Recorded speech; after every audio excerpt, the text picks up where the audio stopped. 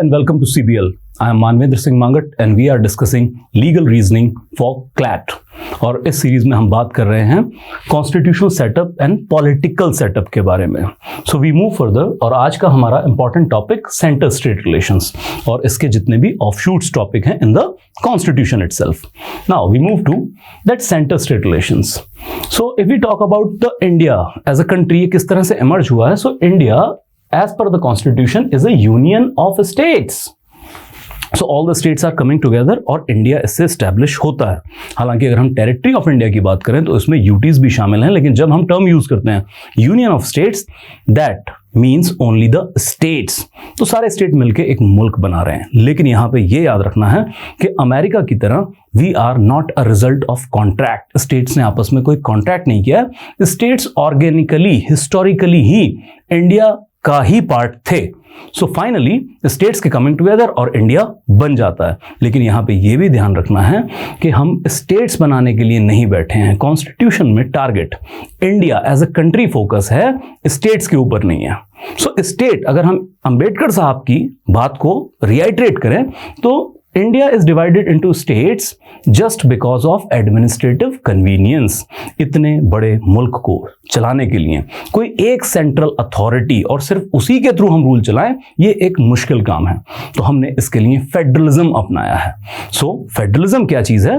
That is कि dual polity होगी. So dual polity that means centre में कुछ पॉलिटिकल सेटअप होगा और स्टेट्स के अंदर कुछ पॉलिटिकल सेटअप होगा. तो सेंटर में वी नो द पार्लियामेंट और स्टेट लेवल पे state legislature, MP MLA game, और साथ ही में सेंट्रल का council of minister headed by the prime minister and state का council of minister headed by CM, जो अपने अपने जोन के अंदर काम करेंगे. इसी फेडरलिज्म के अंदर इस ड्यूअल पॉलिटी में जरूरी है डिवीजन ऑफ पावर. जो भी स्टेट की पावर्स हैं उनको डिवाइड कर दिया जाए. कुछ पावर सेंटर एंजॉय करे और कुछ पावर एंजॉय करे स्टेट, और एक दूसरे के डोमेन में इंटरफेरेंस नहीं करना है. और इसी इंटरफेरेंस को बचाने के लिए सेंटर और स्टेट के इस फेडरलिज्म को चलाने के लिए कॉन्स्टिट्यूशन के पार्ट 11 में प्रोवाइडेड है सेंटर स्टेट रिलेशंस का पूरा चैप्टर. और इसके अंदर यही सारे डिमार्केशंस की गई हैं कि डिवीजन ऑफ पावर में सेंटर बॉडी का, सेंट्रल पॉलिटी का और स्टेट पॉलिटी का कितना रोल रहेगा, एक दूसरे के डोमेन में कहां इंटरफेरेंस नहीं करना है. इसके साथ हम ये भी याद रखें कि जो एक और स्टार्क यूनिकनेस है हमारी, जो हमारे यूनियन ऑफ इंडिया की, कि स्टेट को कंप्लीट ऑटोनॉमी नहीं है. सो अल्टीमेटली जो ज्यादा पावर है इस सेंटर स्टेट रिलेशन के अंदर, ये सेंटर के ही पास रहेगी ताकि मुल्क को इकट्ठा रखा जा सके. देन स्टेट्स अपनी फिजिकल बाउंड्रीज को भी अपने दम पे प्रोटेक्ट नहीं कर सकते हैं, बिकॉज पार्लियामेंट के पास ये पावर है कि किसी भी स्टेट की बाउंड्रीज को इंक्रीज, डिक्रीज या ऑल्टर किया जा सकता है, या ऑल टुगेदर किसी स्टेट को बाइफरकेट, ट्राइफरकेट या उससे भी ज्यादा हिस्से किए जा सकते हैं. जैसे आंध्र प्रदेश से तेलंगाना अलग कर देना, या पंजाब की हम बात करें तो 1966 पंजाब के 4 हिस्से किए गए: पंजाब, हरियाणा, हिमाचल प्रदेश एंड चंडीगढ़. सो इस तरीके से जो फिजिकल बाउंड्री है किसी स्टेट की, फिजिकल ज्योग्राफिकल बाउंड्री है, उसको स्टेट अपने दम पे प्रोटेक्ट नहीं कर सकता है. पार्लियामेंट किसी भी वक्त किसी भी स्टेट को तोड़ के ज्यादा स्टेट या कुछ स्टेट्स को कंबाइंड करके एक स्टेट भी बना सकते हैं. Then we come to, if we talk about centre state relations. So part 11 के अंदर कितने हेड्स के अंदर इस सेंटर स्टेट रिलेशंस की डिमार्केशन की गई है? सो प्राइमरीली 3 हेड हैं. लेजिस्लेटिव हेड के अंदर कि लेजिस्लेटिव पावर्स किस तरह से डिमार्केट होंगी, देन एडमिनिस्ट्रेटिव पावर्स, और साथ ही में फाइनेंशियल पावर्स. हम जानते हैं जुडिशरी इंटीग्रेटेड है, तो जुडिशरी इस फेडरल सेटअप में पावर शेयरिंग नहीं करती है सेंटर और स्टेट के बीच में, वो सब सुप्रीम कोर्ट के अंडर आएंगे. So 3 head: legislative relations, administrative relations और साथ में financial relations. If we talk about legislative relations, so it talk about basically 2 principles. One is, what is the territorial nexus?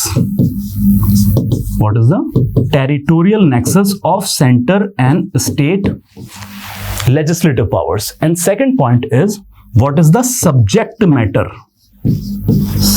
matter distribution?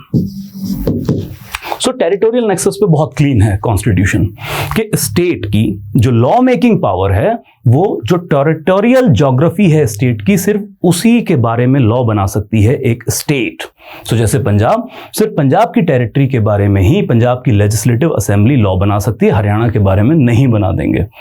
लेकिन इसी के साथ parliament की pan India jurisdiction है about the law making, तो सारे states के लिए और यूटी के लिए लॉ बना सकते हैं। और एक important point, constitution provides extra territorial jurisdiction to the parliament. So अगर कभी इंडिया की टेरिटरी से बाहर किसी टॉपिक के लिए लॉ बनाना पड़ जाए, जैसे इंटरनेशनल लॉ के सिनेरियो में हो सकता है, हाई सीज के लिए हो सकता है, मे बी स्पेस के लिए हो सकता है, तो पार्लियामेंट के पास एक्सक्लूसिव जुरिस्डिक्शन है एक्स्ट्रा टेरिटोरियल टॉपिक्स के ऊपर लॉ बनाने की।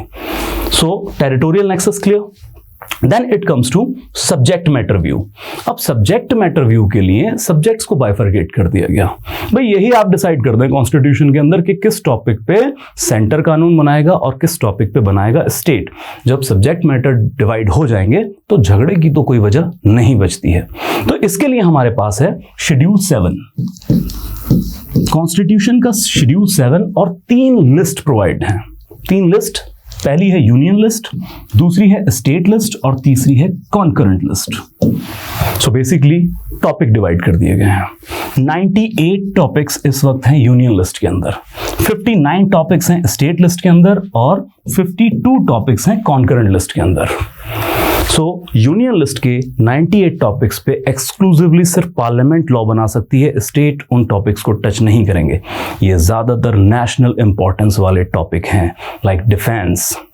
तो इंडिया, पूरे इंडिया की अगर हम बात करें, जिन टॉपिक का रेलेवेंस है वो पार्लियामेंट के पास होगा। लेकिन इसी के साथ स्टेट लिस्ट में जो 59 टॉपिक्स हैं, ये ज्यादातर लोकल लेवल के टॉपिक्स हैं या रीजनल इंपॉर्टेंस वाले टॉपिक्स हैं, तो लॉजिकली स्टेट्स को दे दिए गए हैं। और स्टेट लिस्ट के अंदर जो टॉपिक हैं, नॉर्मल सर्कमस्टांस में पार्लियामेंट उनके ऊपर लॉ नहीं बनाएगी, इंक्रोच नहीं करेगी।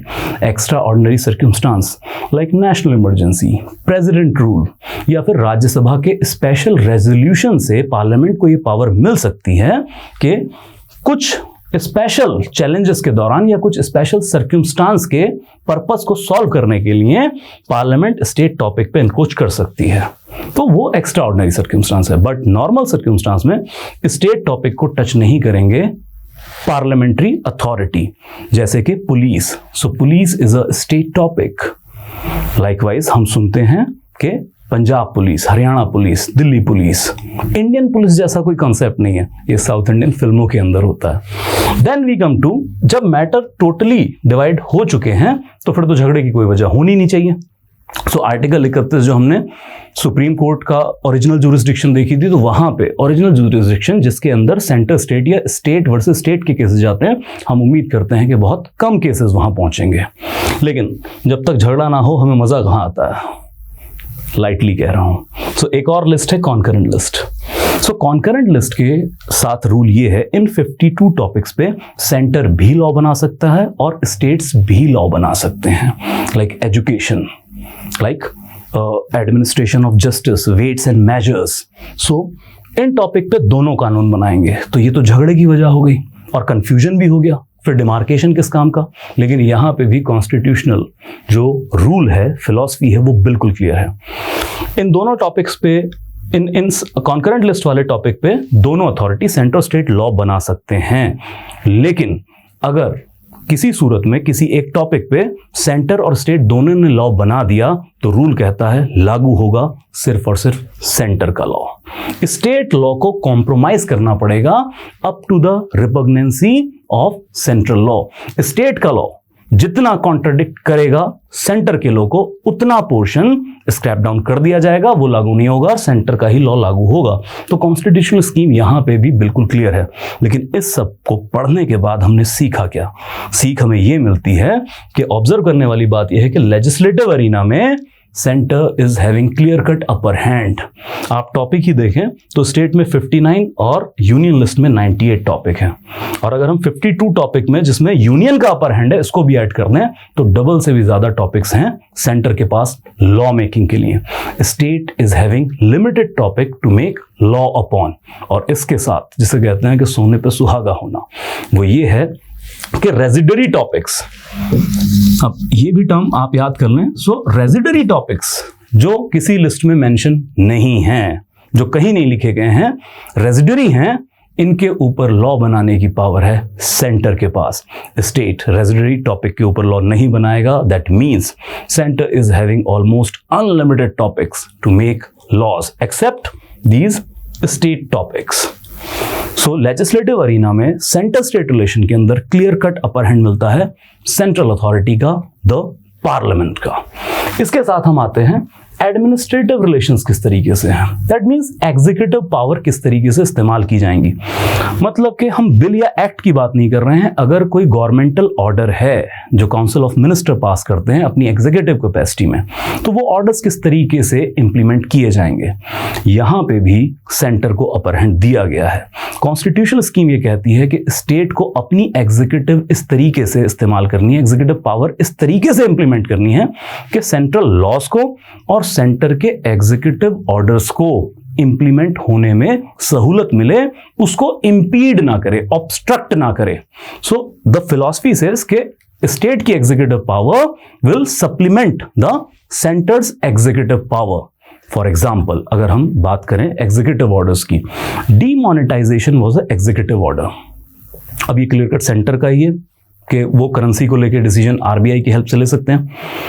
नाउ इसके लिए कोई बिल तो नहीं लाया गया, तो ये लेजिस्लेटिव एक्ट तो था नहीं, एडमिनिस्ट्रेटिव ऑर्डर से डीमोनेटाइजेशन कर दिया गया। 500 और 1000 के नोट, मोदी जी का कहना रातों रात साफ। इस एग्जीक्यूटिव ऑर्डर को क्या कोई स्टेट अपने यहां इंप्लीमेंट होने से रोक सकता था? क्या कोई स्टेट के सीएम के ममता बनर्जी कह दें कि हम तो नहीं मानेंगे? नहीं कर सकते हैं। Executive order must supplement the centre's executive orders. और इसके अलावा भी कुछ प्रोविजंस हैं, जैसे कि इंटर स्टेट रिलेशन से रिलेटेड, कि एक राज्य के ऑथेंटिकेटेड डॉक्यूमेंट्स वो दूसरे राज्यों में या सेंट्रल पर्पसेस के लिए फुल वैल्यू एंड क्रेडिट रखेंगे। फॉर एग्जांपल आप ड्राइविंग लाइसेंस किसी भी स्टेट से बनवा लीजिए, तो जब आप दूसरे स्टेट में उस ड्राइविंग लाइसेंस को दिखाएंगे ट्रैफिक पुलिस को, अगर वो वैलिड है तो उसको वैलिडिटी दी जाएगी। सो गुजरात कैन नॉट से कि पंजाब का ड्राइविंग लाइसेंस हमारे यहाँ नहीं चलेगा, या आप किसी भी बोर्ड से, वैलिड बोर्ड से अगर +2 या 10th पास करते हैं तो दूसरे राज्य उस वैलिड सर्टिफिकेट को फुल क्रेडिट देंगे, उसको डिनाई नहीं करेंगे। Then we come to financial relations. Now constitutional scheme में अगेन टॉपिक डिफरेंट हैं कि कुछ टॉपिक्स दिए गए हैं स्टेट्स को जिसके ऊपर टैक्सेशन सिर्फ स्टेट कर सकता है, जैसे प्रॉपर्टी टैक्स की हम बात कर लें, और इसी के साथ कुछ टॉपिक्स दिए गए हैं सेंटर को जिसके ऊपर टैक्स सेंट्रल अथॉरिटी, पार्लियामेंट या एग्जीक्यूटिव लगाएंगे, एग्जीक्यूटिव बाय लॉ लगाएंगे। सो यहां पे जैसे अगर एग्जांपल हम सेंटर की बात करें तो इनकम टैक्स है, कॉर्पोरेट टैक्स है, तो सेंटर डिसाइड करता है। नाउ इट कम्स टू कि फाइनेंशियल रिलेशन में दोनों का अपना अपना सोर्स ऑफ रेवेन्यू है, लेकिन इस सब के अंदर भी जो हाई क्रीम टैक्सेशन टॉपिक्स हैं, वो टैक्स जिसमें इलास्टिसिटी बहुत ज़्यादा है, जिसमें पैसा बहुत ज़्यादा आता है, वो टॉपिक्स सेंटर के पास हैं। और स्टेट के पास जो टैक्स टॉपिक्स हैं उनमें इतनी ज़्यादा इनकम का पोटेंशियल नहीं है। और इसी के साथ अगर कोई रेजिड्यूरी टैक्स टॉपिक है तो उसके ऊपर भी लॉ बनाएगा और उस टैक्स को इंप्लीमेंट करेगा सेंट्रल अथॉरिटी। तो यहां पे भी हम देख रहे हैं कि फाइनेंशियल रिलेशंस के अंदर भी स्टेट्स की हालत कुछ कमज़ोर ही नज़र आती है। इसके लिए हम आगे यूनियन फाइनेंस कमीशन को भी पढ़ेंगे कि यूनियन फाइनेंस कमीशन का क्या रोल है। हालांकि डिवाइडिंग सोर्सेज ऑफ इनकम भी है। डिवाइडिंग किस तरीके से? That article 270 of Indian constitution provides a divisible pool. तो कुछ टैक्सेस ऐसे हैं जो इस पूल के अंदर जाएंगे और सेंटर और स्टेट में डिवाइड किए जाते हैं। जितना भी पैसा इकट्ठा होगा सेंटर और स्टेट्स में डिवाइड होगा। सो इसके अंदर भी अगर हम देखें तो इस डिविजिबल पूल का as per 15th Finance Commission, 41% is devolved to all the states and rest is taken by the center. So larger chunk of this revenue is taken by the center alone authority और 41 भी divide होना है सारे 28 राज्यों में। So financial divisible pool के अंदर भी centre is having upper hand. Centre कहता है कि हमारे जो काम है वो बहुत ज्यादा खर्चे वाले हैं। आप अकेले फौज का एक्सपेंडिचर देख लें तो हमें ज्यादा रिसोर्सेज की जरूरत पड़ती है। So in financial relations also the centre is having upper hand. So we have seen कि सेंटर स्टेट रिलेशन के अंदर जो तीनों एंगल हैं, that is the administrative relation, legislative relation और फाइनेंशियल रिलेशंस, तीनों में ही सेंटर को अपर हैंड दिया गया है। And this is because of our unique necessities. इतना बड़ा मुल्क और जिसमें बहुत सारी विसिपोरस एक्टिविटीज चलती हों, कई जगह पे तो टूट के नया मुल्क बनाने की लगातार मूवमेंट चलती रही है, और आज से नहीं है, आज़ादी के साथ ही काम ये शुरू हो चुका था। सो नागालैंड के अंदर जो आज़ादी के लिए और एक नया स्टेट बनाने के लिए मूवमेंट थी, वो 1950 से ही शुरू हो चुकी थी। नाउ वी कम टू, इन सारी परिस्थितियों को देखते हुए हमें अपने फेडरलिज्म में ज्यादा पावर सेंटर को देना लाजमी है, और यही हमारी कॉन्स्टिट्यूशनल स्कीम भी है। लेकिन इसके साथ साथ जब इतने सारे स्टेट्स हों तो इंटर स्टेट रिलेशन भी एक इंपॉर्टेंट एंगल है सेंटर स्टेट रिलेशन के अंदर। सो सेंटर और स्टेट के और स्टेट्स के आपस में रिलेशन स्मूथली ट्रांजैक्ट हों, इसके लिए भी कॉन्स्टिट्यूशन में कुछ प्रोविजंस दी गई हैं। And the very important one is inter state council under article 263, and this is called as consultative mechanism. Now what is consultative mechanism? Consult करना आपसी मुद्दों को लेके, आपसी मुद्दों को, डिस्प्यूट्स को बातचीत के मसले से हल करना। अगर आपका झगड़ा नहीं निपट रहा है तो फिर article 131 original jurisdiction of supreme court तो है, वहां पे आप केस फाइट कर सकते हैं, but that is adjudicatory mechanism through the judicial body. लेकिन उससे पहले आपको कोशिश करनी चाहिए, अगर स्टेट्स के आपस में कुछ प्रॉब्लमैटिक रिलेशंस हैं या सेंटर के साथ कुछ प्रॉब्लमैटिक रिलेशन है, तो एक ऐसा प्लेटफॉर्म जहां पे सेंटर और स्टेट या स्टेट्स आपस में बैठ के अपने मतभेदों को दूर कर सकें और कोई वे आउट निकाल सकें स्मूथ रिलेशन के लिए। सो what is inter state council? So article 263 provides that president साहब किसी भी वक्त किसी भी इंपॉर्टेंट टॉपिक को लेके, कौन सा इंपॉर्टेंट टॉपिक जो स्टेट्स को या सेंटर स्टेट रिलेशन को प्रभावित करता हो, इन टॉपिक्स को लेके एक इंटरस्टेट काउंसिल बना सकते हैं। बट आर्टिकल 263 की स्कीम में ये एडहॉक मैकेनिज्म था कि जब जरूरत पड़े तब बना लीजिएगा, और पर्टिकुलर टॉपिक पे बनाया, उसके बाद उसको डिसॉल्व कर दीजिएगा, फिर नए टॉपिक पे बना लीजिएगा। सो एडहॉकिज्म के साथ काम का प्रोविजन था। मान लीजिए किसी भी चीज को लेके अगर कंफ्यूजन है, जैसे फर्टिलाइजर प्राइसिंग को लेके अगर कोई कंफ्यूजन आता है तो interstate council on fertiliser pricing कर लीजिए। जैसे जीएसटी को लेके आजकल बहुत डाउट चल रहा है कि कौन सा प्रोडक्ट कौन से ब्रैकेट में होना चाहिए, कितने परसेंट, 5% या 18% जीएसटी होनी चाहिए, और दूध, दही और ब्रेड बटर तक की देसी बातें हो रही हैं, बेसिक बातें हो रही हैं। तो अगर इसको लेके एक पॉलिटिकल कंसेंसस नहीं है और स्टेट्स की कुछ प्रॉब्लम्स हैं, तो एक इंटरस्टेट काउंसिल बना, हालांकि जीएसटी काउंसिल है already, that is a constitutional body under article 279A, but consultative mechanism के लिए एक और बेहतर प्लेटफॉर्म हो सकता है inter state council on GST slabs में भी। So just a hypothetical example कि किस तरीके से ये काउंसिल्स बनाई जा सकती हैं। लेकिन इस कॉन्स्टिट्यूशनल मैकेनिज्म की गहराई को समझते हैं और इंपॉर्टेंस को समझते हैं सरकारिया साहब, और एक 1987 में सरकारिया कमीशन बनाया गया था ऑन सेंटर स्टेट रिलेशंस। इस कमीशन को काम दिया गया था कि हमें सजेशंस दें, गवर्नमेंट को सजेशन दें कि क्या मेजर्स लिए जाएं जिससे सेंटर स्टेट रिलेशन और स्मूथली और बेहतर चले।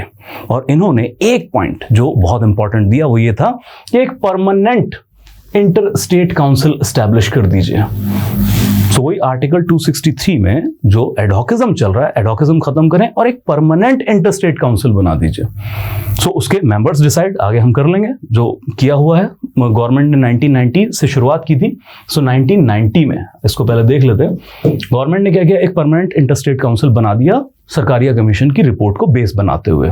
और इसके अंदर मेंबर सबसे पहले, सबसे important, prime minister is the chairman, x officio chairman of the permanent interstate council, हालांकि इसका नाम इंटरस्टेट काउंसिल ही है।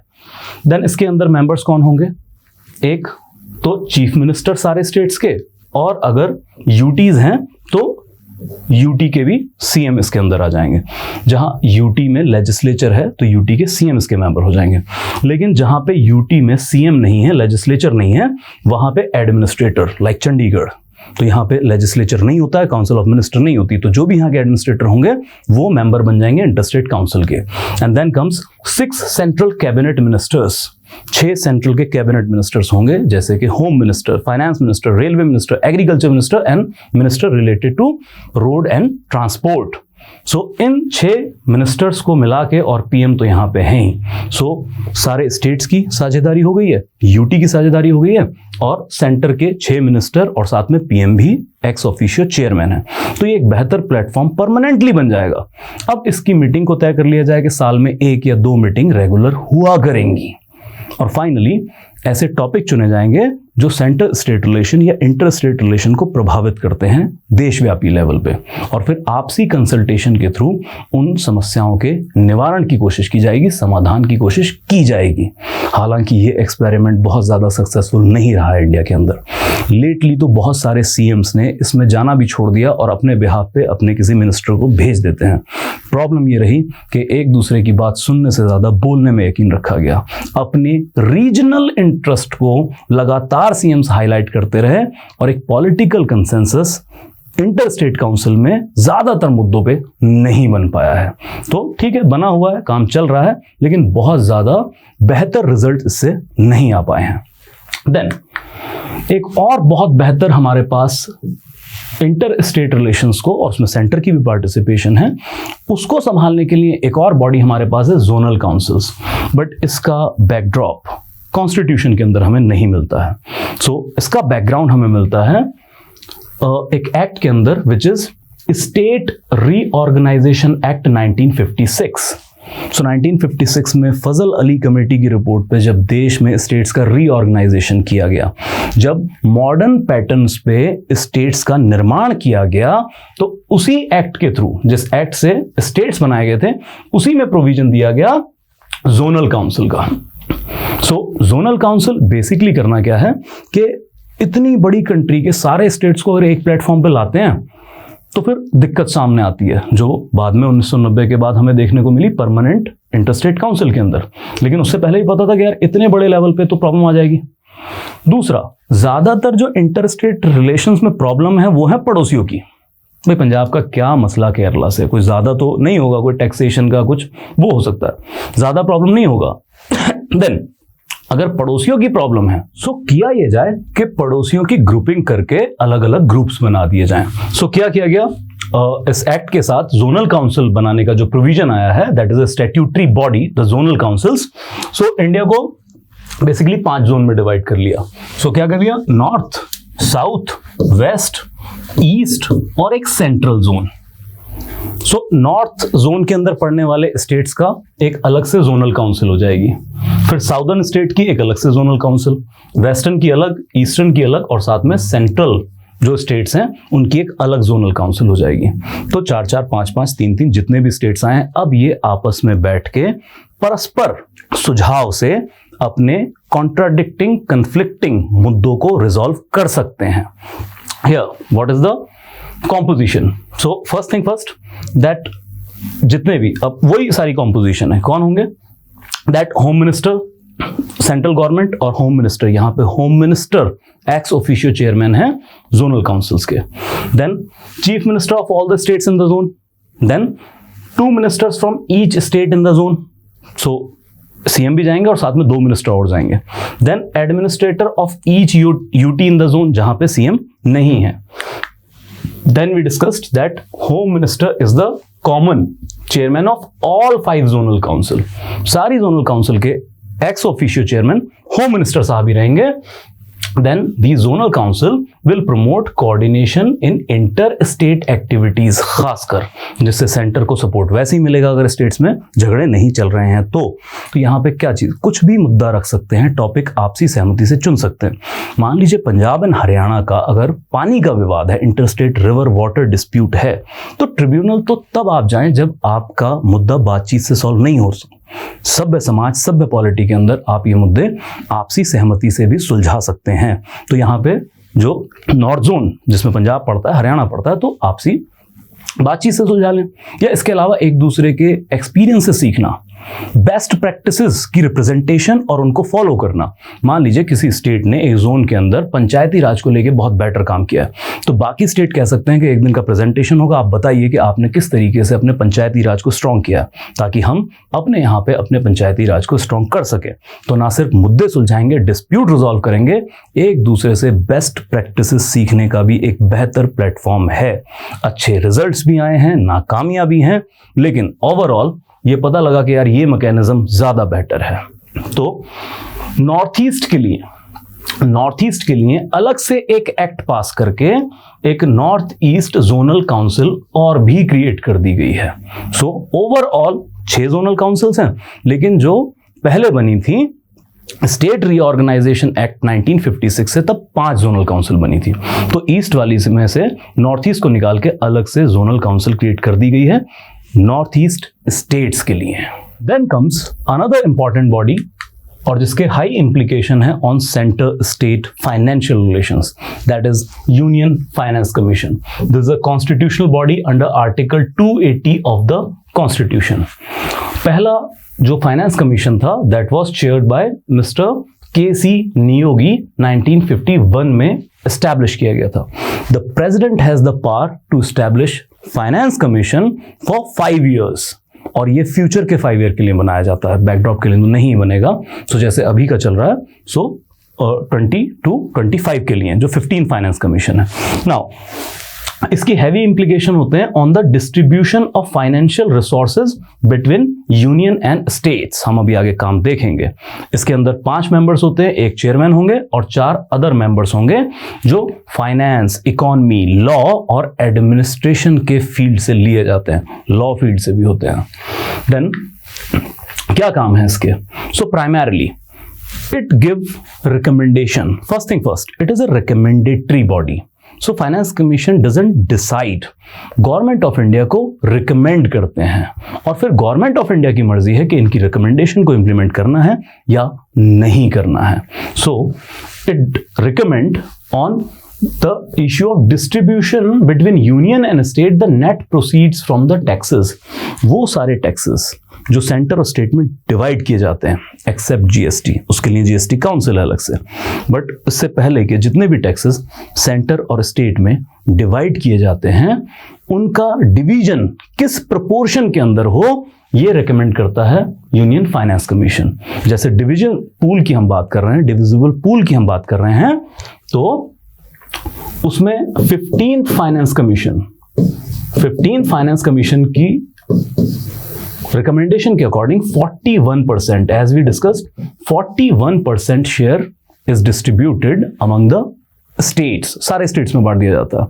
Then we come to principles governing grant in aid to revenue of states out of consolidated fund of India.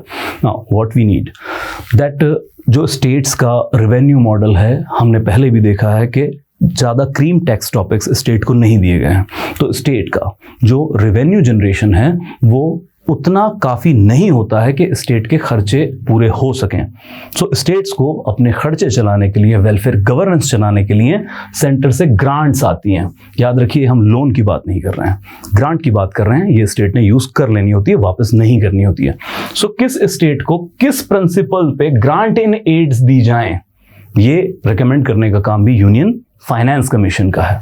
Then we come to any other matter refer to it by the president. So in financial distribution से related अगर कोई और भी काम president देना चाहें तो union finance commission को दे सकते हैं। गवर्नमेंट ऑफ इंडिया जब भी यूनियन फाइनेंस कमीशन बनता है तो गवर्नमेंट ऑफ इंडिया की तरफ से एक टर्म ऑफ रेफरेंस रेफर किया जाता है कि इन पॉइंट्स के ऊपर ट्रेडिशनल वर्क तो आपने करना ही है सर, इसके अलावा इन पॉइंट्स के ऊपर जो फाइनेंशियल नेचर के होते हैं उन पे भी हमें रिकमेंडेशन दीजिएगा। But remember this is a recommendatory body, इनके डिसीजन फाइनल एंड बाइंडिंग नहीं है। डिसीजन लेने का हक सेंट्रल गवर्नमेंट के पास है। जैसे 41% इन्होंने कहा 15 फाइनेंस ने कि डिवॉल्व कर दी स्टेट में, सेंटर चाहती तो ना मानती, मना कर सकते थे। Then we come to another important aspect, that is election commission and election commission of India. that is again a constitutional body under Article 324 of Indian Constitution।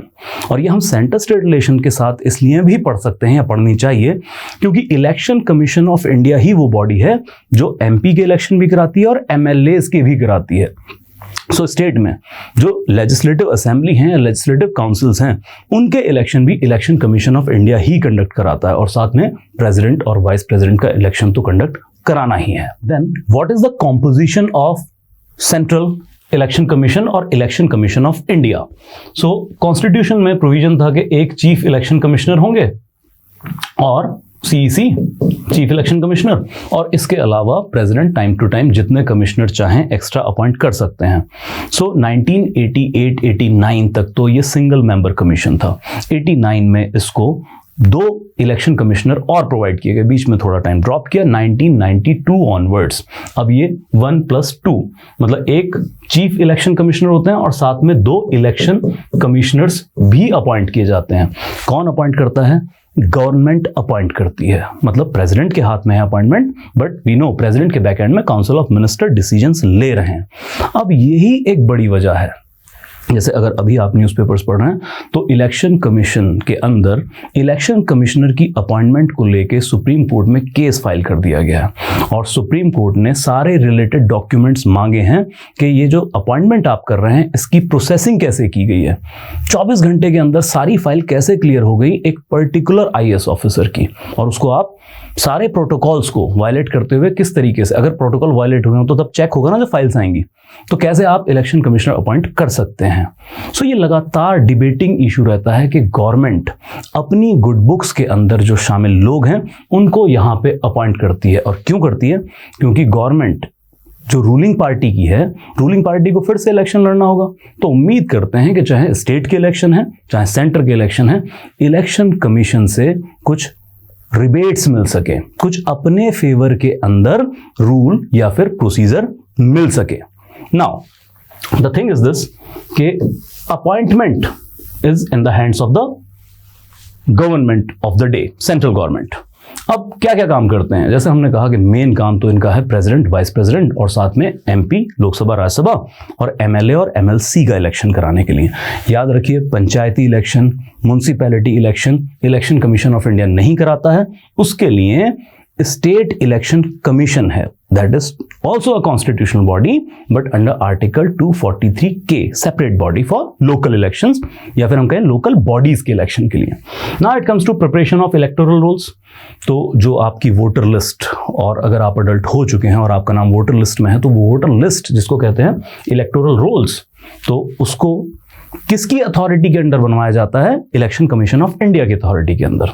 Then the major words that 324 में provide किए गए हैं, to superintendents to direct and control the elections, और supreme court की various judgement में like Kanhaiyalal Tomar case के अंदर और बहुत सारी जजमेंट में कहा गया है कि इन वर्ड्स को लिबरल इंटरप्रेट करना है ताकि इलेक्शन कमीशन ऑफ इंडिया को ज्यादा से ज्यादा पावर्स प्रोवाइड की जा सके जिससे वो एक free and fair election conduct करा सकें इंडिया के अंदर।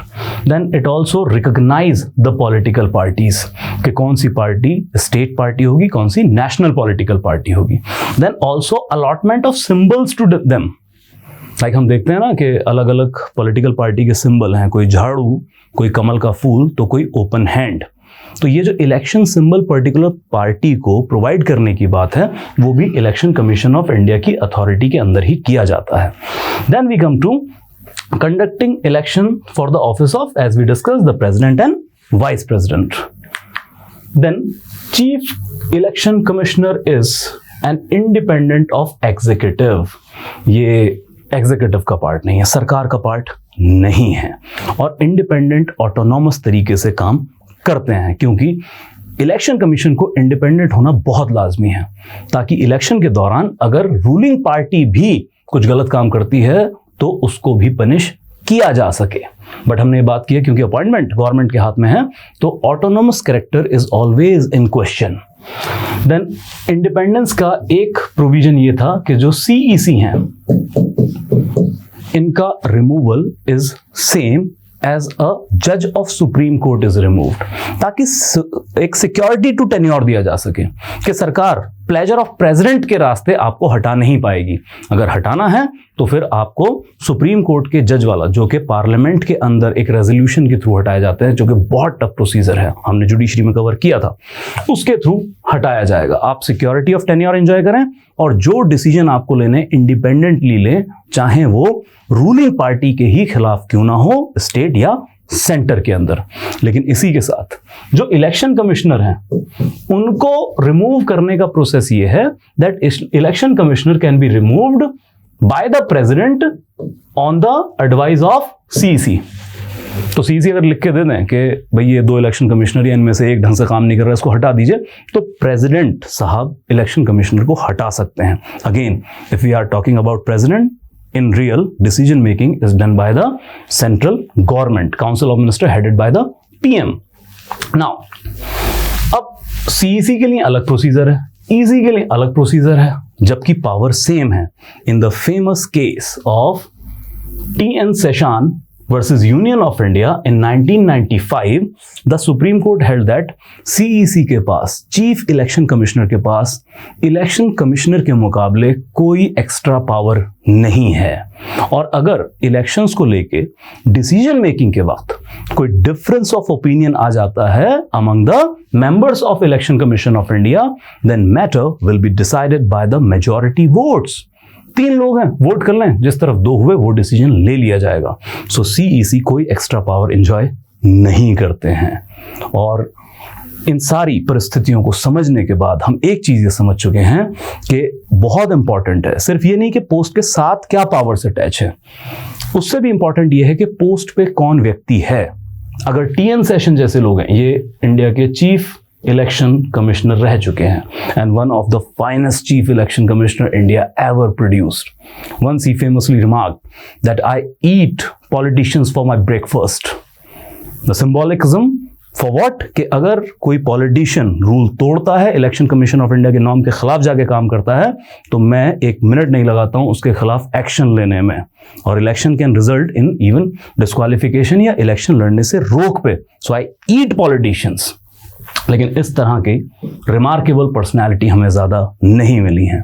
तो वक्त वक्त पे देखा गया है और बहुत सारी media reports which is open, that is के इलेक्शन कमीशन ऑफ इंडिया कहीं ना कहीं रूलिंग पार्टी की तरफ टिल्ट रहता है। That is a questionable scene on independence and autonomous character of election commission of India.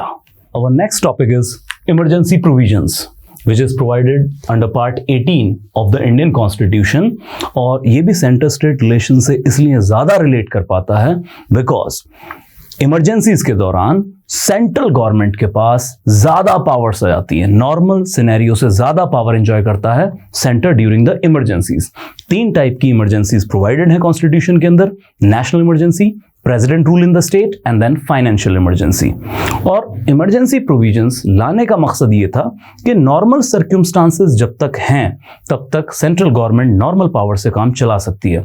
लेकिन अगर देश के सामने एक्स्ट्रा ऑर्डिनरी चैलेंजेस आ जाएं in way of security threat, sovereignty को थ्रेट है, यूनिटी इंटीग्रिटी को थ्रेट है, या फिर कॉन्स्टिट्यूशनल मशीनरी फेल हो रही है, कहीं पे सरकार कहीं पे कॉन्स्टिट्यूशनल प्रिंसिपल्स पे काम नहीं कर पा रही है, तो फिर इमरजेंसी डिक्लेयर करके पार्लियामेंट या फिर सेंटर ज्यादा पावर अज्यूम कर लेगा ताकि उन चैलेंजेस से बेहतरी के साथ डील किया जा सके। ये भी माना जाता है कि इमरजेंसीज के दौरान और खासकर नेशनल इमरजेंसी के दौरान जो कंट्री है ये फेडरल से यूनिटरी की तरफ टिल्ट होने लग जाती है। Why unitary? क्योंकि power will be concentrated in the central authority, वो ज्यादा पावर एंजॉय करते हैं और स्टेट की पावर डिमिनिश कर दी जाती है। So let's come to the very first, national emergency. Now what is the ground? So 3 grounds. अगर कभी भी देश की सिक्योरिटी को खतरा है, किस चीज से? On the way of war, external aggression and armed rebellion. अगर इन 3 वजहों से सिक्योरिटी को खतरा पैदा होता है तो देश में नेशनल इमरजेंसी प्रेसिडेंट प्रोक्लेम कर देंगे। Now what is war? That is a declared situation, जहां दो स्टेट आपस में वॉर डिक्लेयर करते हैं, दोनों एक दूसरे के ऊपर हमला कर देते हैं। एक्सटर्नल अग्रेशन डिफरेंट इस तरीके से है कि एक्सटर्नल अग्रेशन केस में एक कंट्री अग्रेसर होती है और दूसरी कहती है जी हम लड़ नहीं रहे हैं, हम पे तो हमला कर दिया, हम तो डिफेंड कर रहे हैं अपने आप को। जैसे इस वक्त रशिया और यूक्रेन आप देखें तो यूक्रेन तो ये कह रहा है जी हम पे तो हमला किया गया, हम तो सिर्फ राइट टू डिफेंस यूज कर रहे हैं, वॉर ही चल रही है, लेकिन हम अग्रेसर नहीं है, अग्रेसर दूसरा है, हमें तो जबरदस्ती लड़ाई में झोंका गया है। और साथ ही में armed rebellion. So war and external aggression are external factor, जिसकी वजह से नेशनल इमरजेंसी प्रोक्लेम की जा रही है। But armed rebellion is internal factor, जब हमारी ही कंट्री के सिटीजन हथियार उठा लें सरकार के खिलाफ, डेमोक्रेटिकली इलेक्टेड गवर्नमेंट के खिलाफ हथियार उठा के विद्रोह कर दें कि हम इस गवर्नमेंट को उखाड़ फेंकेंगे, तो ये होती है आर्म्ड रिबेलियन, हथियारबंद विद्रोह। नाउ इन 3 ग्राउंड पे नेशनल इमरजेंसी प्रोक्लेम की जा सकती है। जैसे ही प्रेसिडेंट नेशनल इमरजेंसी प्रोक्लेम करेंगे, emergency will set in place, but 1 महीने के अंदर अंदर नेशनल इमरजेंसी की प्रोक्लेमेशन को पार्लियामेंट्री हाउसेस से अप्रूव कराना होता है विद स्पेशल मेजॉरिटी। अगर हाउसेस में अप्रूवल नहीं मिला तो इमरजेंसी कोलैप्स कर जाएगी, कंटिन्यू नहीं करेगी। लेकिन अगर हाउसेस से अप्रूवल मिल गया तो एक बार में 6 महीने के लिए national emergency will be set in place, और 6 महीने से आगे जाना है तो फिर से पार्लियामेंट्री हाउसेस का री अप्रूवल लेना होगा with special majority. So re approval at every 6 month, और नेशनल इमरजेंसी को कितना भी कंटिन्यू किया जा सकता है। There is no maximum time limit in the constitution for national emergency. Now what can be the effect of national emergency? So पहला effect तो आता है सेंटर स्टेट रिलेशंस के ऊपर ही। जैसे स्टेट की गवर्नमेंट को डिसमिस नहीं करेंगे, but state government will now be under effective control of central government. तो सेंटर जो भी डायरेक्शन देगा वो स्टेट गवर्नमेंट को फॉलो करना होगा। नेक्स्ट, जो स्टेट लिस्ट की हम बात कर रहे थे थोड़ी देर पहले कि स्टेट टॉपिक पे सेंटर कानून नहीं बना सकता है, नेशनल इमरजेंसी के दौरान स्टेट लिस्ट पे पार्लियामेंट लॉ मेकिंग कर सकती है, कॉन्करेंट पावर आ जाती है। Now state list will also behave during the national emergency as concurrent list, और अगर दोनों लॉ बनाएंगे तो लागू सेंटर का होगा, ये हमें पता है। और इसी के साथ फाइनेंशियल रिलेशन भी सस्पेंड किए जा सकते हैं। सो प्रेसिडेंट प्रोक्लेम कर देंगे कि जो अभी हम रिसोर्स डिस्ट्रीब्यूशन की बात कर रहे थे कि 41% शेयर स्टेट का है, वो कोलैप्स, स्टेट को कोई पैसा नहीं होगा और कंट्री के सारे रिसोर्सेज सेंटर गवर्नमेंट यूज कर सकती है टू फाइट द कॉज, जिसकी वजह से नेशनल इमरजेंसी लगाई गई है। तो ये तो हुआ सेंटर स्टेट रिलेशन के ऊपर असर नेशनल इमरजेंसी का। लेकिन इसके साथ एक अहम इफेक्ट और है जिसको लोगों के जो फंडामेंटल राइट सपोर्टर्स हैं वो बहुत क्रिटिसाइज करते हैं कि ये नहीं होना चाहिए था, और वो ये है during the national emergency fundamental rights can be suspended. So article 358 of Indian constitution says अगर नेशनल इमरजेंसी लगी है on the grounds of war and external aggression, only 2 grounds, okay, तो article 19 freedom of speech and expression will be automatically suspended. इसके लिए कोई अलग से order pass करने की भी जरूरत नहीं है। लेकिन इसी के साथ article 359 of the Indian constitution says अगर इमरजेंसी, नेशनल इमरजेंसी लगी है on the ground of war, external aggression और इवन आर्म्ड रिबेलियन, किसी भी ग्राउंड पे अगर इमरजेंसी लगी है तो president by a separate proclamation can suspend any or all fundamental rights except what? Article 20 and 21। So article 20 and 21 is right to life and personal liberty, ये suspend नहीं होगा, ड्यूरिंग नेशनल इमरजेंसी भी नहीं होगा। Why? We can not issue licence to kill, कि state लोगों को मारती फिरे। और 20 protection in the cases of conviction, ये सिक्योरिटी लोगों को फंडामेंटल राइट की नेशनल इमरजेंसी के दौरान भी मिलेगी। Now we move to the president rule. अब president rule in the state मतलब ये किसी एक स्टेट से रिलेटेड बात है, और ग्राउंड है प्रेसिडेंट रूल का failure of constitutional machinery in the state. अब failure of the constitutional machinery ये डिफाइन नहीं है, so it is a subjective notion, but the provision says कि अगर स्टेट के अंदर स्टेट गवर्नमेंट कॉन्स्टिट्यूशनल प्रिंसिपल्स पे काम नहीं कर रही है तो हम failure of constitutional machinery in that state presume कर लेंगे, और साथ ही में president on the report of governor or otherwise may proclaim president rule in a state जहां पे कॉन्स्टिट्यूशनल मशीनरी फेल हुई है। बट इस प्रोविजन को भी पार्लियामेंट्री हाउसेस से अप्रूव कराना पड़ेगा। अगर एक बार 356 आर्टिकल में प्रेसिडेंट रूल दिया गया, अगर 356 प्रोक्लेम कर ली गई, तो एक बार तो स्टेट के अंदर प्रेसिडेंट रूल इंप्लीमेंट हो जाएगा। बट 2 महीने के अंदर अंदर पार्लियामेंट के दोनों हाउसेस से सिंपल मेजॉरिटी से इसको अप्रूव कराना होगा। अगर अप्रूवल नहीं मिलता तो प्रेसिडेंट रूल कोलैप्स कर जाएगा। अप्रूव हो जाता है तो president rule will be set in the state. Now we come to that what is the effect of president rule in the state. Here uniquely state government will be dismissed. सबसे पहले तो सरकार की छुट्टी करो, तो सीएम साहब की और बाकी काउंसिल ऑफ मिनिस्टर की नौकरी तो गई। और लेजिस्लेचर पे क्या इफेक्ट आता है, that legislative assembly is either suspended or kept, either suspended that is keeping under suspended animation, or dissolve.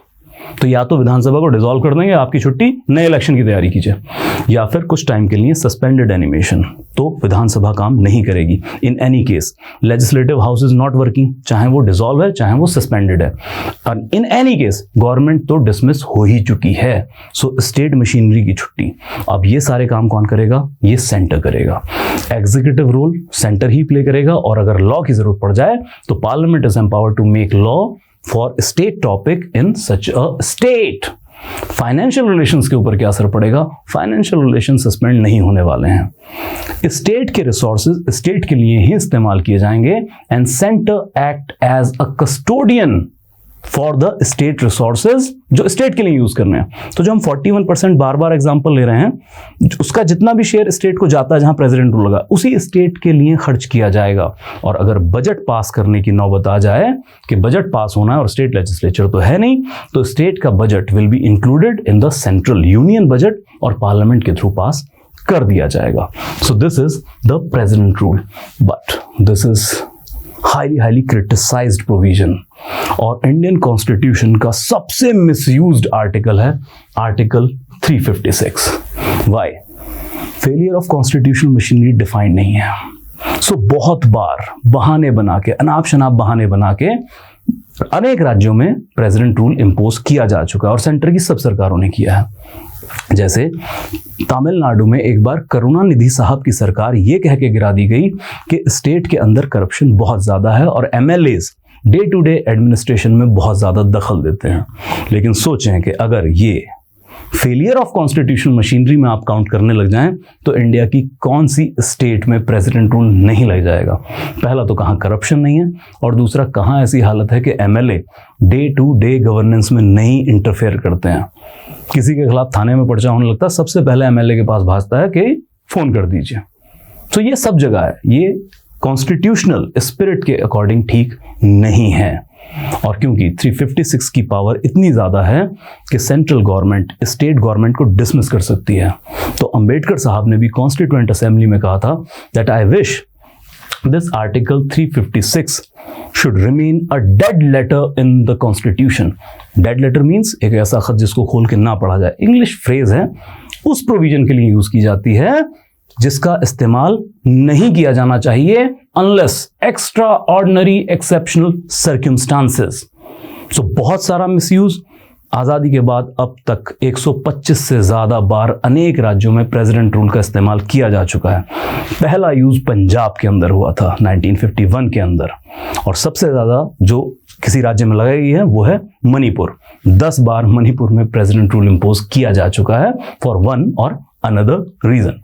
इसके ऊपर एक इंपॉर्टेंट लैंडमार्क केस है SR Bommai versus union of India 1994, decided by the supreme court of course.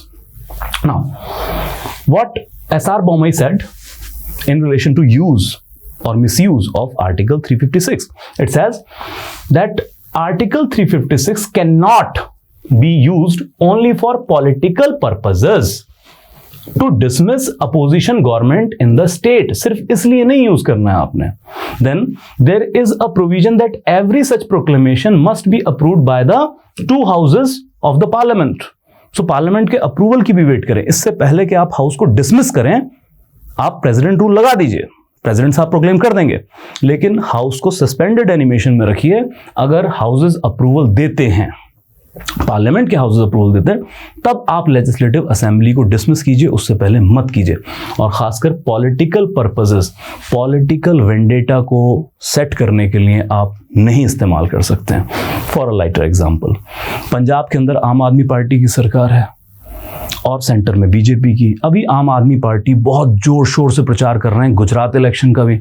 अब गुजरात आम आदमी party जहां पे अपना गढ़ बनाना चाह रही है एक तरह से कि हम यहां पे भी पंजाब की तरह स्ट्रांग होंगे, लेकिन गुजरात ऑलरेडी गढ़ है भारतीय जनता पार्टी का, लगातार जीतते हैं। नरेंद्र मोदी खुद गुजरात से बिलोंग करते हैं, लंबे टाइम तक सीएम रह चुके हैं, गुजरात मॉडल के दावे के साथ वो सेंटर में आए थे। अब इस बात पे अगर सेंट्रल गवर्नमेंट को गुस्सा आ जाए और मोदी जी और अमित शाह एक साथ बैठ के सोचें कि यार आम आदमी पार्टी से बदला लेना है, और सबसे सटीक बदला क्या होगा कि इनकी जो पंजाब में सरकार है उसको डिसमिस कर देते हैं। क्या करेंगे? अनाप शनाप बहाना लगा के 356 इंपोज कर देते हैं, just to settle the political vendetta. हम वहां चोट पहुंचाएंगे आम आदमी पार्टी को जहां सबसे ज्यादा पेन हो। अगर इस तरह से 356 का मिसयूज होता है, that is wrong. So supreme court ने कहा है पॉलिटिकल पर्पस के लिए, स्कोर सेटलमेंट के लिए आप 356 का इस्तेमाल नहीं करेंगे। हालांकि इतिहास में बहुत बार पॉलिटिकल वेंडेटा के लिए इसका मिसयूज हो चुका है। Then comes the last one, the financial emergency. और financial emergency under article 360, what is the ground? अगर कभी देश की फाइनेंशियल स्टेबिलिटी और क्रेडिबिलिटी को खतरा पैदा होता है, सिंपल कहें तो देश में पैसे की कमी पड़ जाए और हमारी फाइनेंशियल स्टेबिलिटी को ही खतरा हो जाए, तो प्रेसिडेंट देश में फाइनेंशियल इमरजेंसी इन्वोक कर सकते हैं। हालांकि इस इमरजेंसी को भी पार्लियामेंट्री हाउसेस से अप्रूव कराना होगा 2 महीने के अंदर अंदर विद सिंपल मेजॉरिटी। अगर अप्रूव हो गई तो देश में जो फाइनेंशियल इमरजेंसी है सेट इन हो जाएगी। Then what is the effect? यहां पे एज सच इफेक्ट अलग अलग सेग्रीगेटेड फील्ड के अंदर नहीं है, बट सेंट्रल गवर्नमेंट को अगेन ज्यादा कमांड मिल जाएगी। जैसे कि हर गवर्नर को वो ये कह सकते हैं, हर राज्य के गवर्नर को, कि आपके स्टेट में जितने भी मनी और फाइनेंशियल बिल्स पास हो रहे हैं उनको कंपलसरी रिजर्व करें फॉर प्रेसिडेंशियल असेंट, ताकि मनी बिल्स के थ्रू, फाइनेंशियल बिल्स के थ्रू जो विभिन्न स्टेट्स का एक्सपेंडिचर है, जो पैसा वो खर्च कर रहे हैं, उनको चेक में रखा जा सके, कहीं फिजूल खर्ची तो नहीं हो रही है। इसी के साथ सेंटर गाइडलाइंस दे सकता है स्टेट्स को फाइनेंशियल प्रॉपर्टी के पैसे का इस्तेमाल किस तरीके से करना है। साथ ही कॉन्स्टिट्यूशनल डिग्निटरीज और सारे जो गवर्नमेंट एम्प्लॉयज हैं उनकी सैलरी भी डिडक्ट की जा सकती है, रिड्यूस की जा सकती है फॉर द टाइम बीइंग। पैसा बचाना है ना हमें, that's why. So this is the financial emergency. और इंटरेस्टिंगली फाइनेंशियल इमरजेंसी इस देश में कभी नहीं लगी है। इवन इन 1991-1992 जब हमारी फाइनेंशियल स्टेबिलिटी को, क्रेडिबिलिटी को रियल में खतरा हो गया था because of BOP crisis, balance of payment crisis, तब भी financial emergency proclaim government of India ने नहीं की थी। मतलब एक बात और क्लियर है, अगर ये ग्राउंड एग्जिस्ट करता भी है या नेशनल इमरजेंसी का ग्राउंड एग्जिस्ट करता है, तो लाजमी नहीं है कि इमरजेंसी प्रोक्लेम करनी ही करनी है। आप नहीं करके भी, आपसे मेरा मतलब शेंट्रल गवर्नमेंट या प्रेसिडेंट बिना इमरजेंसी प्रोक्लेम किए भी काम चला सकते हैं। Now comes the official languages part.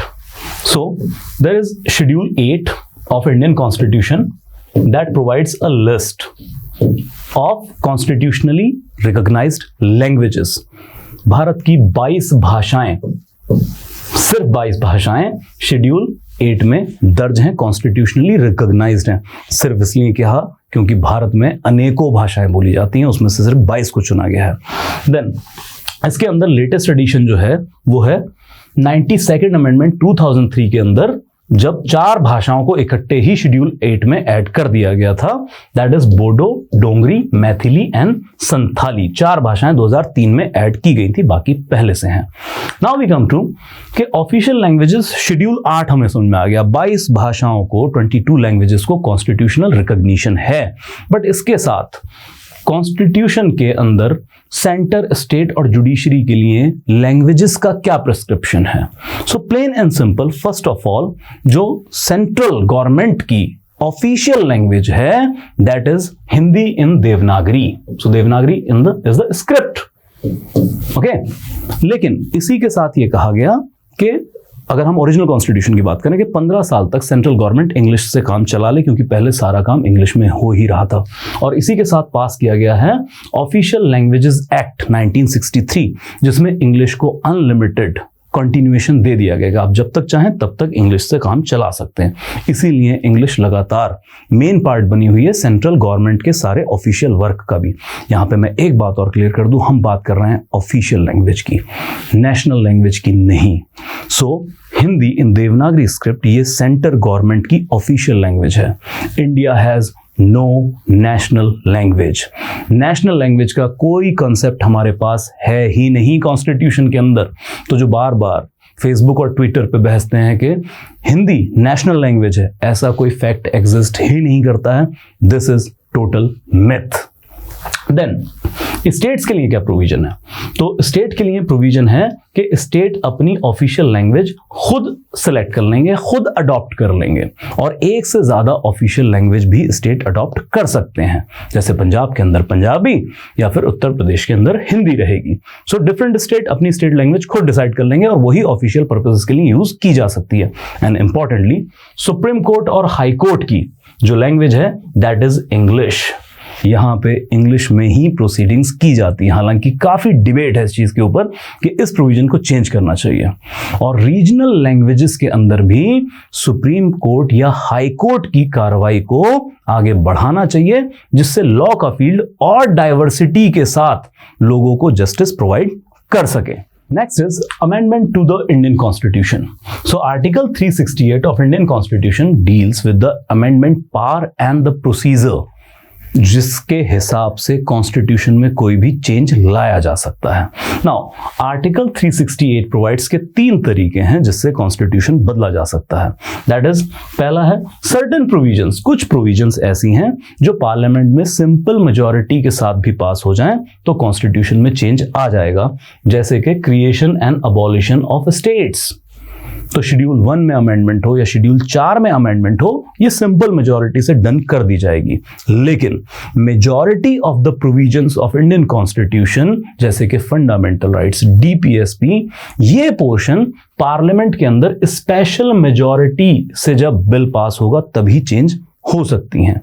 And special majorities 2/3 present and voting plus more than 50% of total strength of the house. And further, तीसरा तरीका क्या है?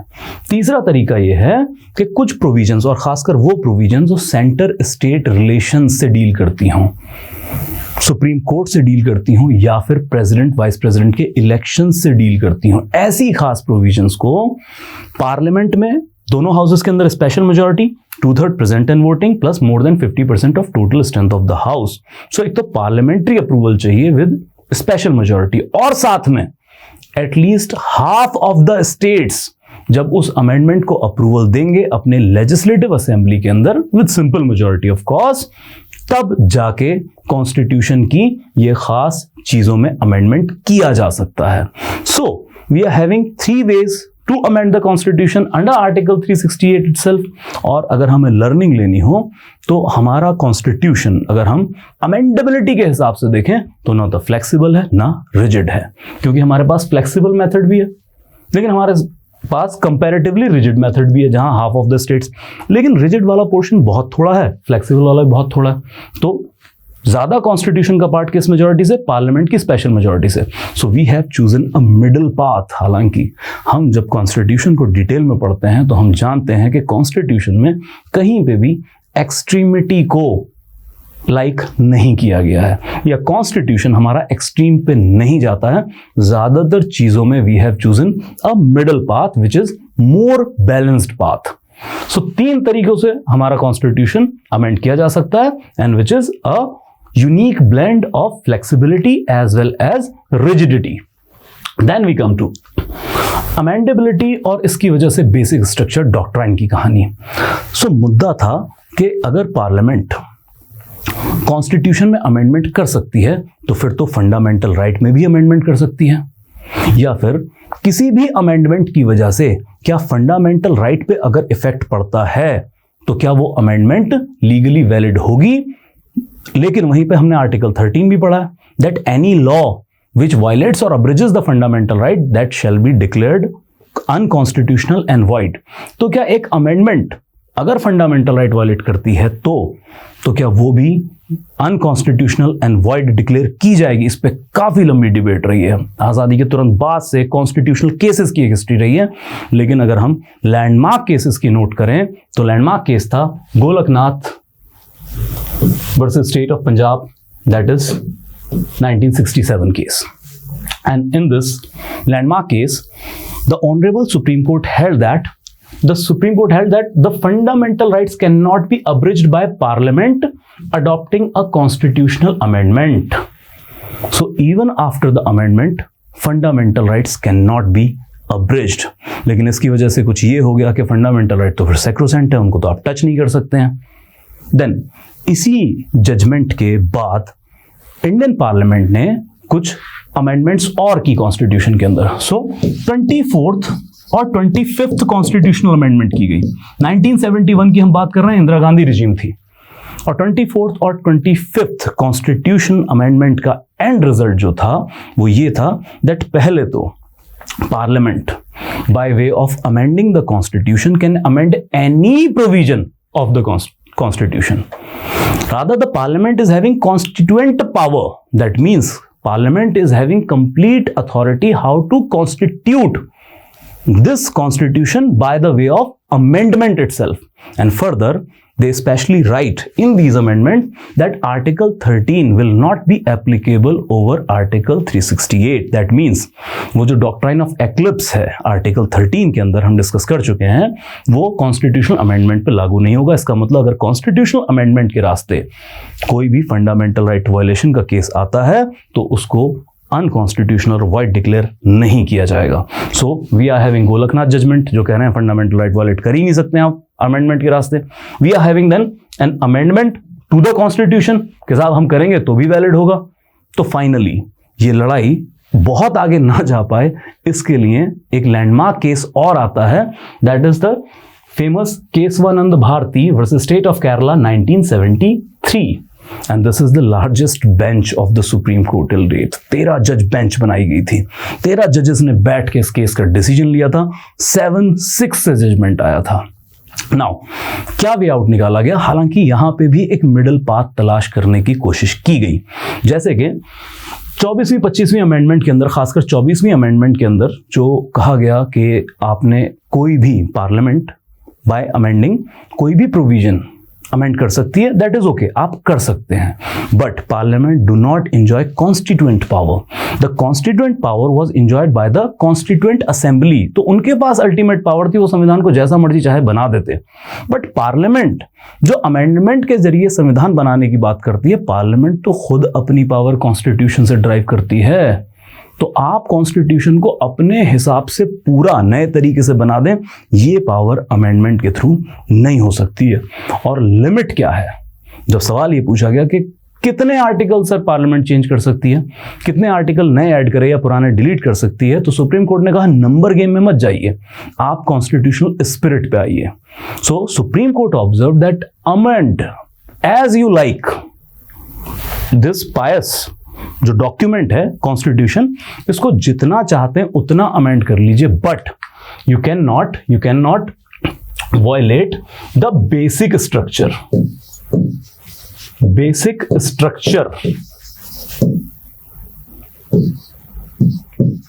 Of the constitution. Now, what is the basic structure of the Constitution? This is not being defined under the constitutional scheme. कहीं पे ये नहीं लिखा हुआ है। This is a judicial innovation. What is basic structure? That the Constitution is having certain characteristics in the Constitution itself, and these characteristics are inviolable. Even by the amendment. आप amendment करके भी इन कैरेक्टरिस्टिक्स को destroy नहीं कर सकते हैं। और आपकी कोई भी अमेंडमेंट अगर बेसिक स्ट्रक्चर को वायलेट करती है तो फिर वो अनकॉन्स्टिट्यूशनल होगी, वॉइड करार कर दी जाएगी। अब बेसिक स्ट्रक्चर के क्या पॉइंट है, ये तो कहीं डिफाइन नहीं है। सो डिफरेंट केसेस के अंदर सुप्रीम कोर्ट ने बहुत सारे पॉइंट्स गिनाए हैं जो बेसिक स्ट्रक्चर के इंग्रेडिएंट्स बन चुके हैं, जैसे कि free and fair election in this country, जैसे कि सेक्युलरिज्म, जैसे कि पार्लियामेंट की लॉ मेकिंग पावर भी उसमें मेंशन किया गया है। सो इस तरह के पॉइंट्स बेसिक स्ट्रक्चर का पार्ट हैं। सो एक जुडिशियल इनोवेशन के साथ पार्लियामेंट की अमेंडिंग पावर भी अलाउ कर दी गई और साथ में एक रीजनेबल रिस्ट्रिक्शन भी लगा दी गई in form of basic structure upon parliaments amending power. हालांकि इस केस को भी बाईपास करने की कोशिश हुई थी by 42nd amendment 1976। Madam Indira Gandhi regime, उन्होंने फिर से 368 के क्लॉजेस 4 और 5 ऐड किए थे और फिर से बाईपास करके ये लिखने की कोशिश की थी दैट हम कॉन्स्टिट्यूशन का कोई भी पार्ट बदल सकते हैं और हमारे ऊपर कोई लिमिटेशन नहीं है। मतलब बेसिक स्ट्रक्चर का भी लिमिटेशन फॉलो नहीं करेंगे। हालांकि बेसिक स्ट्रक्चर वर्ड यूज नहीं किया था, उन्होंने कहा था no limitation at all upon the amending power of the parliament. But 42nd amendment की जो 368 का क्लॉज 4 था और 5 था, उसको भी स्ट्रक डाउन किया गया इन मिनर्वा मिल्स केस 1980। सो मिनर्वा मिल्स केस में जो बेसिक स्ट्रक्चर की थ्योरी को बाईपास करने के लिए एक अमेंडमेंट हुई थी, उसको भी स्ट्रक डाउन किया जा चुका है। So basic structure theory is now implicable in India. आज का सूरत हाल ये है कि पार्लियामेंट कॉन्स्टिट्यूशन के अंदर कुछ भी अमेंड कर सकती है, लेकिन अगर उसकी कोई भी amendment is violative of basic structure then it would be declared void on the basis of unconstitutionality. हम जुडिशरी पढ़ रहे थे, हमने 99th कॉन्स्टिट्यूशनल अमेंडमेंट पढ़ा था जिसमें NJC लाया गया था, नेशनल जुडिशियल अपॉइंटमेंट कमेटी। सो याद है आपको, उसको अनकॉन्स्टिट्यूशनल करार दिया गया स्कारा वर्सेस यूनियन ऑफ इंडिया 2014 के अंदर। किस बेस के ऊपर? Because NJC was found violative of independent and impartial judiciary, and independent and impartial judiciary is a part of basic structure. Same basic structure theory was applicable in 99th constitutional amendment case.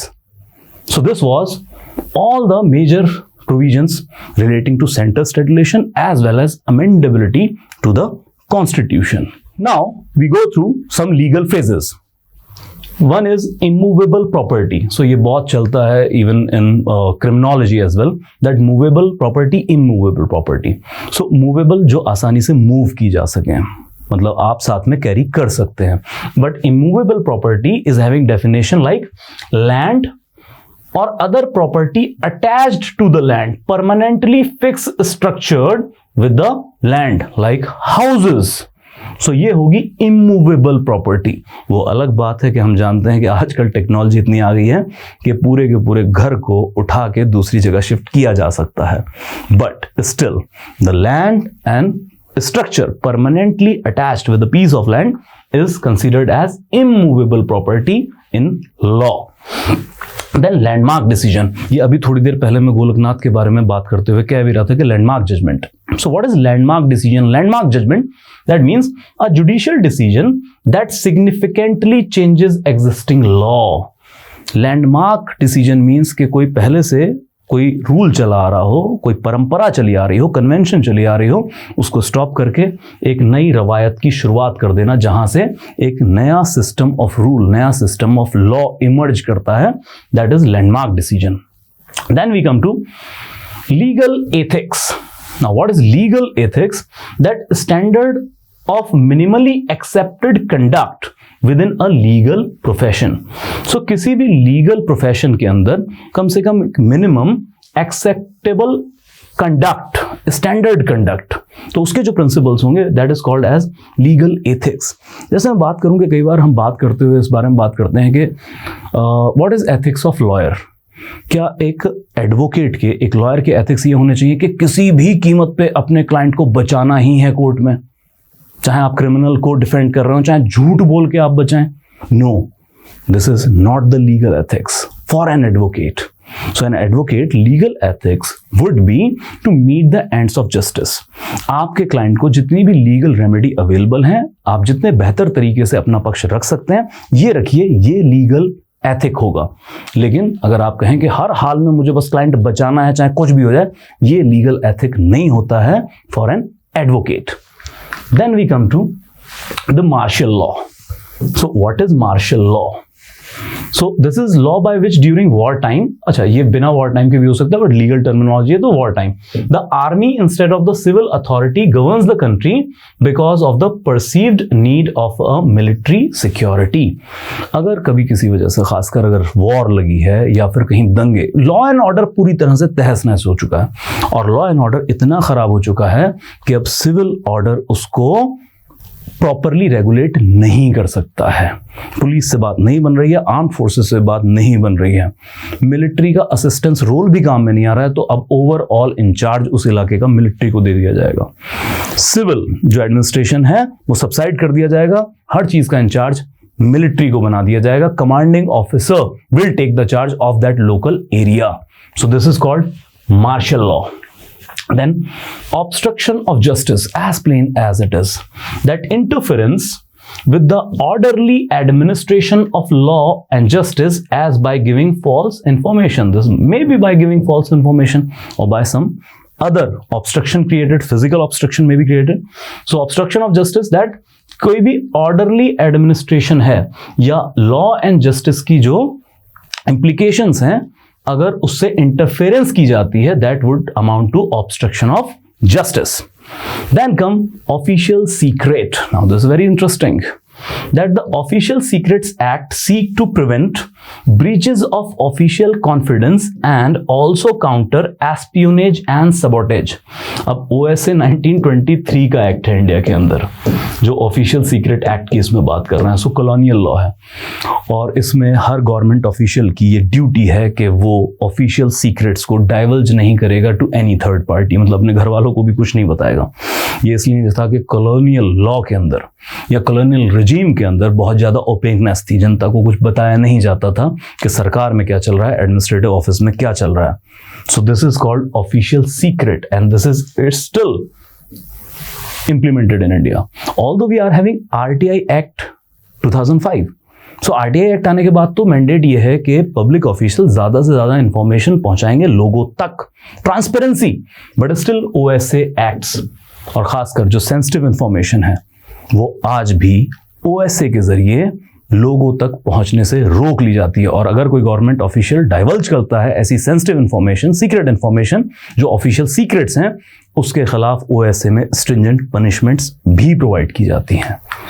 Then we come overt act, like an open act, an act capable of being observed, दिख रहा है खुली आंखों से कि ये काम कर रहा है व्यक्ति। Then from which an intention may be deduced। so overt act जो खुली आंखों से दिखे कि हाँ आपने ये काम किया है। जैसे मान लीजिए अगर मैं चाकू लेके किसी के पेट में घुसा रहा हूं तो ये चाकू घुसाना इज एन ओवर्ट एक्ट।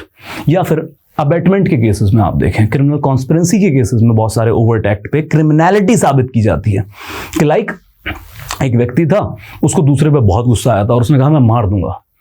तो अब अगर मैं अंदर से चाह रहा हूं कि हाँ मार दे, लेकिन मैं उसके लिए कोई टेंजिबल सपोर्ट नहीं दे रहा हूं, तो मैंने कोई ओवरटेक तो नहीं किया, सिर्फ मेरी इंटेंशंस के लिए। बिना ओवरटेक के साथ तो आप क्रिमिनलाइज करेंगे नहीं अबेटमेंट के केस के अंदर।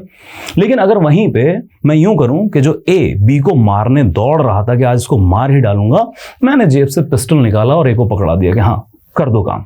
अब ये जो मेरा पिस्टल पकड़ाना है अबेटमेंट के अंदर, this will fall under overt act, visible कि हाँ तुमने ये किया है, और इससे मेरी इंटेंशन भी डिड्यूस की जा सकती है कि पिस्टल इस वजह से तो नहीं पकड़ाया होगा कि तुम इसको मत मारना। तो पिस्टल ना, अगर मैं कोई गुलाब का फूल पकड़ाता तब आप कहते कि हाँ जी ओवर्ट एक्ट नहीं है, तुम तो कह रहे थे कि नहीं लड़ना नहीं है, गांधीवादी रूल अपनाइए। So this is overt act.